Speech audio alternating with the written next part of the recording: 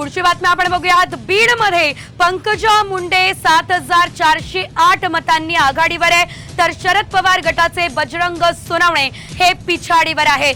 तर बीड मध्ये आपण बघतोय पंकजा मुंडे या आघाडीवर सध्या दिसतंय। लवकरच बीडचं चित्र देखील स्पष्ट होणार आहे, मात्र पंकजा मुंडे 7408 मतांनी आघाडीवर आहेत। खरं तर या ठिकाणी आपण जर बघितलं तर धनंजय मुंडे यांनी सुद्धा अनेक सभा पंकजा मुंडे यांच्यासाठी घेतलेल्या होत्या आणि यावेळेस हे दोन बहीण भाऊ एकत्र बघायला मिळाले होते।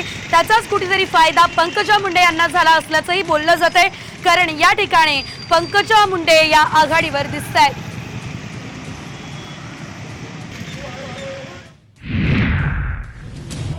बातमी आपण बघतोय पश्चिम महाराष्ट्रात शरद पवार यांचीच पावर बघायला मिळते। पश्चिम महाराष्ट्रात महाविकास आघाडीला 5 जागा मिळालेल्या आहेत, तर महायुतीला 4। पश्चिम महाराष्ट्रात सुद्धा महाविकास आघाडीनं काटेकी टक्कर महायुतीला दिली असल्याचं बघायला मिळतंय। शरद पवार यांची पावर पश्चिम महाराष्ट्रात बघायला मिळते, कारण महाविकास आघाडीला 5 जागा मिळाल्या, तर महायुतीला केवळ 4 जागांवरती समाधान मानावं लागतंय।